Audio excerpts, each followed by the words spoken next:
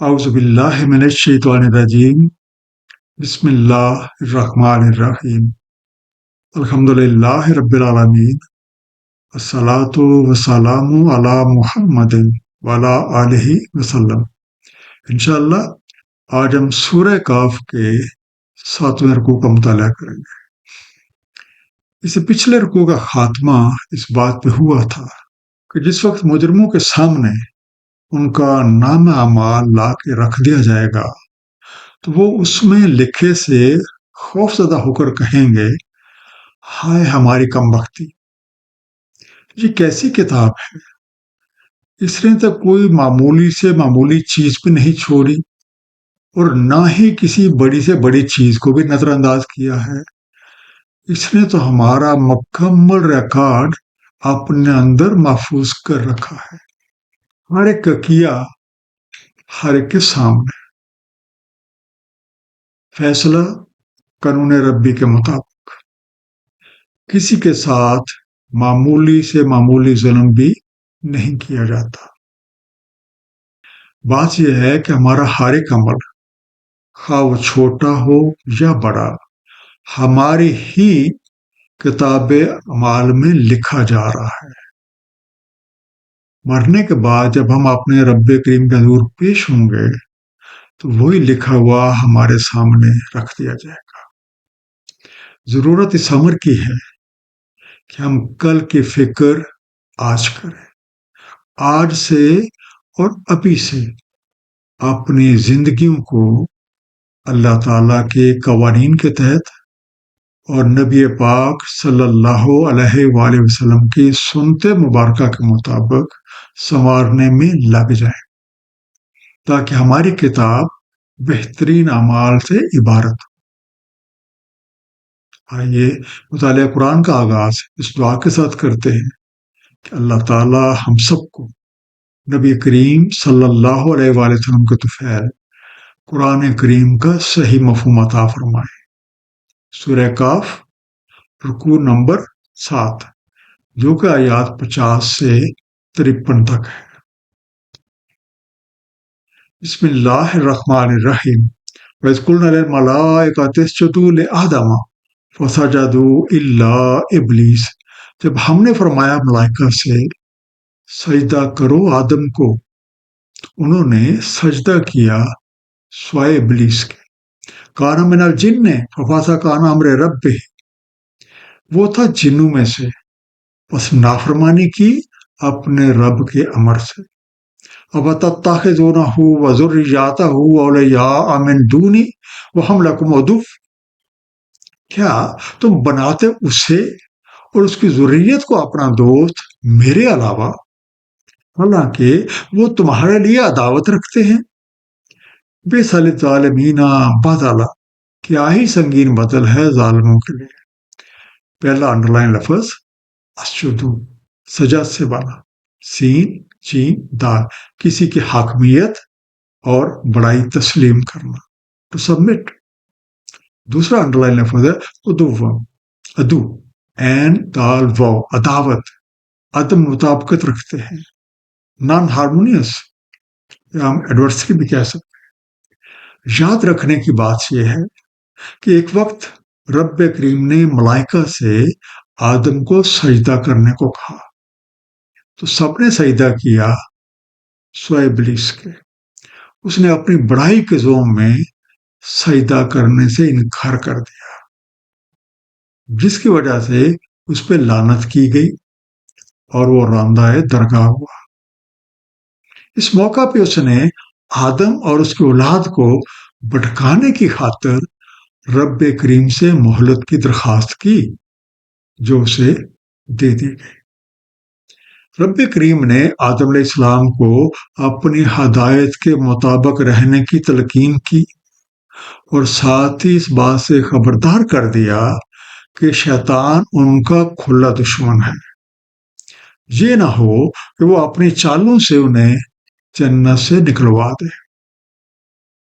ہم بنی آدم ہیں، جس طرح کا وعدہ آدم علیہ السلام نے رب کریم سے کیا تھا، اسی طرح کا وعدہ ہم نے بھی اس دنیا میں آنے سے پہلے کیا ہے۔ ہو سکتا ہے آپ کہیں کہ ہمیں تو یاد ہی نہیں. سورہ یاسین آیت نمبر 7 ہمیں یہی بات یاد دلا رہی ہے. کیا نہ لیا تھا میں نے تم سے عہد اے بنی آدم کہ تم مت بندگی کرنا شیطان کی. بلا شبہ وہ تمہارا کھلا عداوتی ہے. ابلیس نے جس کام کا وعدہ کیا تھا وہ تو پورے زور و شور سے کیے جا رہا ہے. اس نے اپنی پرفریب باتوں سے آدم علیہ السلام کو بہکایا. وہ اللہ تعالیٰ سے کیا وعدہ بھول گئے. نتیجہ تھا نافرمانی کر بیٹھے. پھر کیا ہوا؟ جنت سے نکال دیے گئے. اسی طرح ابلیس نت نئے ہتھکنڈوں اور بہکاووں کے ساتھ ہم سب کو بہکانے اور اللہ تعالیٰ اور اس کا حبیب نبی کریم صلی اللہ علیہ وآلہ وسلم سے دور رکھنے کی کوششوں میں مصروف عمل ہے. تو یہ ہمارا دوست کیسے ہو سکتا ہے؟ لیکن پھر بھی ہم میں سے کئی اللہ سے کیے وعدے کو بڑھا کے ابلیس اور اس کے پیروکاروں کو اپنا دوست بنا لیتے ہیں. ان کی باتوں پہ عمل کرتے ہیں، حالانکہ ایسا کرنا سراسر گھاٹے کا سودا ہے. اور یہ ظلم کسی اور کے ساتھ نہیں بلکہ اپنے ہی ساتھ ہے. ما اشہدتم خلق السماوات والارض ولا خلق انفسہم، نہیں میں نے انہیں شاہد بنایا آسمانوں اور زمین کی تخلیق پر اور نہ ان کی اپنی تخلیق میں. وما کنت متخذ المضلین عضدا، اور نہیں ہوں میں بنانے والا بٹکانے والوں کو دستے بازو. عضدا عضد سے بنا، عین ذات دا، بطور دستے بازو یا مددگار، ایز اے ہیلپر. رب کریم کی ہدایت چھوڑنے کا لازمی نتیجہ گمراہی ہے، جس کی بدولت ہم اللہ تعالیٰ کے ساتھ کچھ اور ہستیوں کو بھی شریک ٹھہرا لیتے ہیں. ان کے باطل ہونے کی سب سے پہلی دلیل تو یہ ہے کہ یہ ساری ہستیاں تخلیق کے کائنات کے بعد وجود میں آئیں.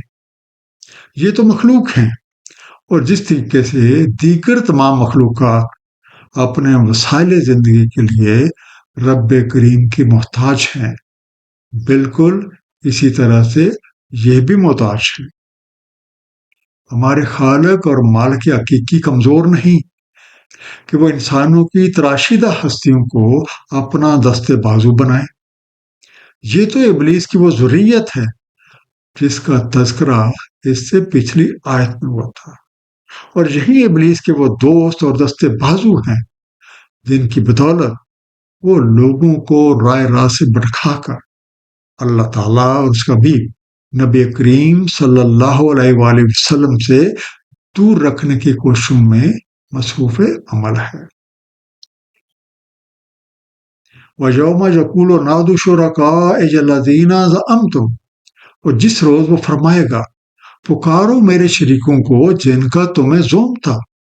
فَدَعَوْهُمْ فَلَمْ يَسْتَجِيبُوا لَهُمْ وَجَعَلْنَا بَيْنَهُمْ مَوْبِقًا، تو وہ انہیں پکاریں گے تو وہ نہیں جواب دیں گے انہیں، اور ہم بنا دیں گے ان کے مابین ایک ہلاکت کی جگہ. انڈر لائن لفظ ہے موبقہ، اس کا مادہ وبک، واؤ بے کا، ہلاک کرنے یا قید کی جگہ. اب ایریا ذرا اس وقت کا تصور کریں جب راہ راست سے دور رہنے والوں اور باطل کی پرستش کرنے والوں سے کہا جائے گا کہ جن ہستیوں کو تم نے بادام خود میرا شریک بنا رکھا تھا انہیں بلاؤ. وہ لوگ انہیں آوازیں لگائیں گے لیکن وہ ان کی پکار کا کوئی جواب نہیں دیں گے، اور اس طرح ان کے مابین ہلاکت کا سامان کر دیا جائے گا. وَرَأَى الْمُجْرِمُونَ النَّارَ فَظَنُّوا أَنَّهُمْ مَوَاقِعُ، اور دیکھیں گے مجرم آگ کو تو ظن کریں گے کہ انہیں ضرور واقع ہونا ہے اس میں. وَلَمْ يَجِدُوا عَنْهَا مَصْرِفًا، اور نہیں پائیں گے وہ اس سے پھرنے کی کوئی جگہ. مصرفہ صرف سے بنا، सात रे फे, घूम कर या पलट कर कोई जगह या रास्ता पा लेना, वे ऑफ रिटर्न। मुजरिम लोग अपनी आंखों के सामने अपने करतूतों का अंजाम देख लेंगे। जिन पे तकिया किया हुआ था वो तो कोई जवाब ही नहीं दे रहे। अब उन्हें यकीन हो जाएगा कि वो कहीं भाग नहीं सकते और उन्हें इसी भड़कती आग में जा गिरना है और अपने करतूतों का अंजाम भुगतना है।